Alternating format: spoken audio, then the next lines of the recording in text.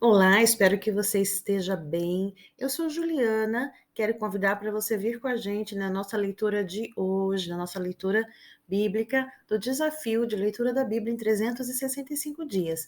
Hoje nós já chegamos no dia 51º. Faz 51 dias que nós estamos lendo a palavra de Deus aqui e nós estamos hoje no segundo aos Coríntios, capítulo 5, 6, 7 e 8. Nós já percorremos vários livros da Bíblia. Se você não conhece, nós começamos pelo Novo Testamento, depois você pode retomar aí nos vídeos anteriores. Porém, se você ainda não é inscrito e quer participar desse desafio, quero te falar que aqui é um desafio de cura e transformação pelo poder da palavra de Deus. Está precisando de força? Está precisando de renovação para a sua vida? De restauração? Está precisando se erguer para prosseguir e vencer todos os desafios que se chegarem aí para você daqui para frente? Venha comigo, vamos unir forças na leitura da Bíblia.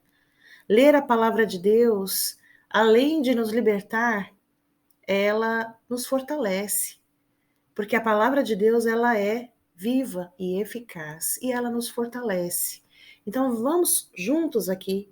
Já deixa o seu curtir, se inscreve no canal, ative o sininho de notificação. Acompanhe a partir de agora, caso você ainda não esteja acompanhando. Segue com a gente nos próximos dias e depois, quando nós terminarmos a leitura da Bíblia integral, você retoma nos capítulos que ficaram para trás. Combinado? Vamos iniciar a nossa leitura? Você pode abrir a sua Bíblia ou, se preferir, pode ouvir a leitura, ok? Se você ouvir um barulhinho de fundo de alguém falando, é porque meu filho está em casa, meu filho menor. Então, quem sabe você pode ouvir, tá? Vamos iniciar então. Segundo aos Coríntios, capítulo 5. Porque sabemos que, se a nossa casa terrestre deste tabernáculo se desfizer, temos de Deus um edifício, uma casa não feita por mãos, eterna, nos céus. E por isso também gememos, desejando ser revestidos da nossa nova habitação, que é do céu. Se todavia, estando vestidos, não formos achados nus, porque também nós, o que estamos neste tabernáculo, gememos, carregados, não porque queremos ser despidos, mas revestidos, para que o mortal seja absorvido pela vida. Ora, quem para isto mesmo nos preparou foi Deus, o qual nos deu também o penhor do Espírito. Por isso, estamos sempre de bom ânimo, sabendo que enquanto estamos no corpo, vivemos ausentes do Senhor, porque andamos por fé e não por vista. Mas temos confiança e desejamos antes deixar este corpo para habitar com o Senhor. Pois que muito desejamos também ser-lhes agradáveis, quer presentes, quer ausentes, porque todos devemos comparecer ante o tribunal de Cristo, para que cada um receba, segundo o que tiver feito, por meio do corpo, bem ou mal. Assim que, sabendo o temor que se deve ao Senhor, persuadimos os homens à fé, mas somos manifestos a Deus e espero que nas vossas consciências sejamos também manifestos. Porque não nos recomendamos outra vez a vós, mas damos-vos ocasião de vos gloriardes de nós, para que tenhais que responder aos que se gloriam na aparência e não no coração. Porque se enlouquecemos, é para Deus, e se conservamos o juízo, é para vós. Porque o amor de Cristo nos constrange, julgando nós assim, que se um morreu por todos, logo todos morreram. E ele morreu por todos, para que os que vivem não vivam mais para si, mas para aquele que por eles morreu e ressuscitou. Assim que daqui por diante a ninguém conhecemos segundo a carne, e ainda que também tenhamos conhecido Cristo segundo a carne. Contudo, agora já não o conhecemos deste modo.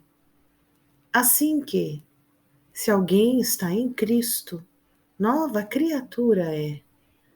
As coisas velhas já passaram, eis que tudo se fez novo. E tudo isto provém de Deus, que nos reconciliou consigo mesmo por Jesus Cristo e nos deu o ministério da reconciliação. Isto é, Deus estava em Cristo reconciliado consigo o mundo, não lhes imputando os seus pecados, e pôs em nós a palavra da reconciliação, de sorte que somos embaixadores da parte de Cristo, como se Deus por nós rogasse. Rogamo-vos, pois, da parte de Cristo, que vos reconcilieis com Deus. Aquele que não conheceu o pecado, o fez pecado por nós, para que nele fôssemos feitos justiça de Deus. E nós, cooperando também com ele, vos exortamos a que não recebais a graça de Deus em vão. Porque diz: Ouvi-te em tempo aceitável e socorri-te no dia da salvação. Eis aqui agora o tempo aceitável. Eis aqui agora o dia da salvação. Não dando nós escândalo em coisa alguma, para que o nosso ministério não seja censurado. Antes, como ministros de Deus, tornando-nos recomendáveis em tudo, na muita paciência, nas aflições, nas necessidades, nas angústias, nos açoites, nas prisões, nos tumultos, nos trabalhos, nas vigílias, nos jejuns, na pureza, na ciência, na longanimidade, na benignidade, no Espírito Santo, no amor não fingido, na palavra da verdade, no poder de Deus, pelas armas da justiça, à direita e à esquerda, por honra e por desonra, por infâmia e por boa fama, como enganadores e sendo verdadeiros, como desconhecidos, mas sendo bem conhecidos, como morrendo e eis que vivemos, como castigados e não mortos, como contristados, mas sempre alegres, como pobres, mas enriquecendo a muitos, como nada tendo e possuindo tudo. Ó Coríntios, a nossa boca está aberta para vós, o nosso coração está dilatado. Não estáis estreitados em nós, mas estáis estreitados nos vossos próprios afetos. Ora, em recompensa disso, falo como a filhos. Dilatai-vos também vós. Não vos prendais a um julgo desigual com os infiéis, porque que sociedade tem a justiça com a injustiça? E que comunhão tem a luz com as trevas? E que concórdia há entre Cristo e Belial? Ou que parte tem o fiel com o infiel? E que consenso tem o templo de Deus e com os ídolos?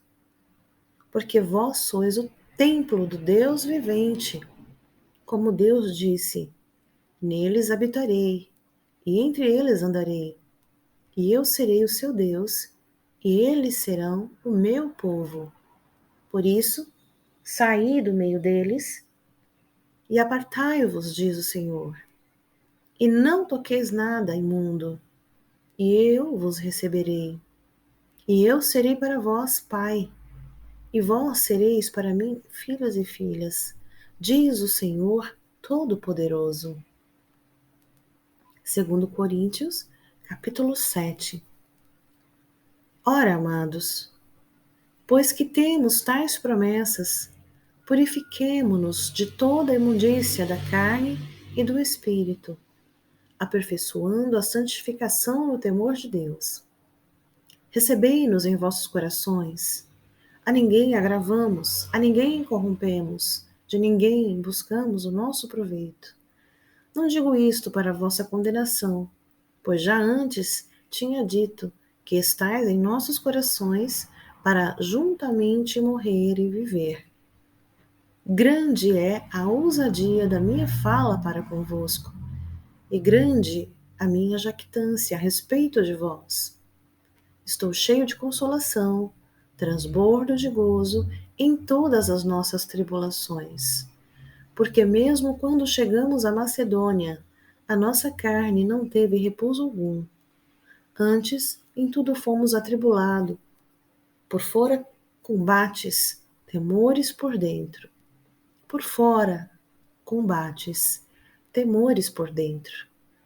Mas Deus, que consola os abatidos, nos consolou com a vinda de Tito, e não somente com a sua vinda, mas também pela consolação com que foi consolado por vós, contando-nos as vossas saudades, o vosso choro, o vosso zelo por mim, de maneira que muito me regozijei. Porquanto, ainda que vos contristei com a minha carta, não me arrependo, embora já me tivesse arrependido por ver que aquela carta vos contristou, ainda que por pouco tempo. Agora, folgo, não porque fostes contristados, mas porque fostes contristados para arrependimento, pois foste contristado segundo Deus, de maneira que por nós não padecestes dano em coisa alguma. Porque a tristeza, segundo Deus, opera arrependimento para a salvação, da qual ninguém se arrepende, mas a tristeza do mundo opera a morte. Porque quanto cuidado não produziu isto mesmo em vós que, segundo Deus, fostes contristados? Que apologia, que indignação, que temor, que saudades, que zelo, que vingança. Em tudo mostrastes estar puros neste negócio.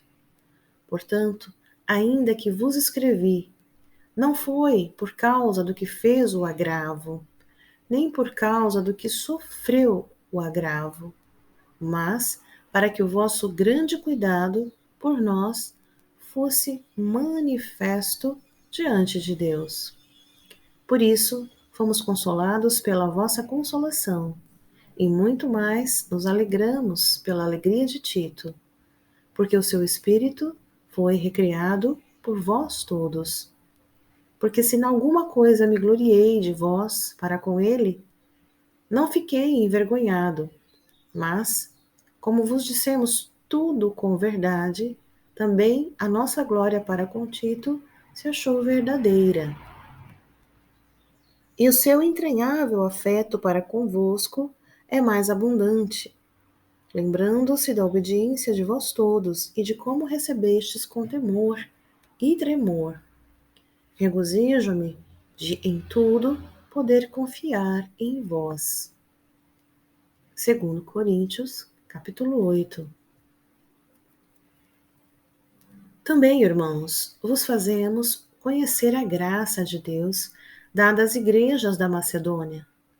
Como em muita prova de tribulação houve abundância do seu gozo, e como a sua profunda pobreza abundou em riquezas da sua generosidade. Porque segundo o seu poder, o que eu mesmo testifico, e ainda acima do seu poder, deram voluntariamente, pedindo-nos com muitos rogos que aceitássemos a graça e a comunicação desse serviço que se fazia para com os santos. E não somente fizeram como nós esperávamos, mas a si mesmos se deram primeiramente ao Senhor e depois a nós pela vontade de Deus. De maneira que exortamos a Tito que, assim como antes tinha começado, assim também acabasse esta graça entre vós. Portanto, assim como em tudo abundais em fé, e em palavra, e em ciência, e em toda diligência, e em vosso amor para conosco, assim também abundeis nesta graça. Não digo isto como quem manda, mas para provar, pela diligência dos outros, a sinceridade do vosso amor. Porque já sabeis a graça do nosso Senhor Jesus Cristo, que, sendo rico, por amor de vós se fez pobre, para que pela sua pobreza enriquecesseis. E nisto dou o meu parecer, pois isto convém a nós que, desde o ano passado, começaste, e não foi para praticar, mas também querer. Agora, porém, contemplai também o já começado, para que assim, como houvesse a prontidão de vontade, haja também o cumprimento segundo o que tendes. Porque se há prontidão de vontade, será aceita segundo o que qualquer tem, e não segundo o que não tem. Mas não digo isto para os que os outros tenham alívio e vós opressão, mas para a igualdade. Neste tempo presente, a vossa abundância supra a falta dos outros, para que também a sua abundância supra a vossa falta, e haja igualdade, como está escrito: o que muito colheu não teve de mais, e o que pouco não teve de menos. Mas, graças a Deus que pôs à mesa a solicitude por vós no coração de Tito, pois aceitou a exortação e, muito diligente, partiu voluntariamente para vós. E com ele enviamos aquele irmão cujo louvor no Evangelho está espalhado em todas as igrejas. E não só isto, mas foi também escolhido pelas igrejas para companheiro de nossa viagem, nesta graça que por nós é ministrada para a glória do mesmo Senhor e prontidão do vosso ânimo. Evitando isto, que alguém nos vitupere por esta abundância que por nós é ministrada, pois zelamos do que é honesto, não só diante do Senhor, mas também diante dos homens. Com eles, enviamos também outro, nosso irmão, o qual muitas vezes e em muitas coisas já experimentamos ser diligente, e agora muito mais diligente ainda, pela muita confiança que em vós tem. Quanto a Tito, é meu companheiro e cooperador para convosco. Quanto a nossos irmãos, são embaixadores das igrejas e glória de Cristo.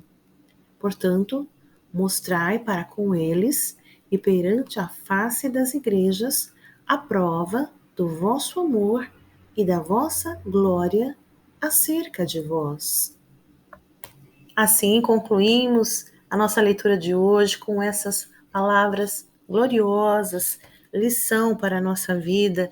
Já se inscreve no canal para que você continue acompanhando esse desafio e espero que a sua vida seja cada vez mais edificada e aguardo você na nossa próxima leitura.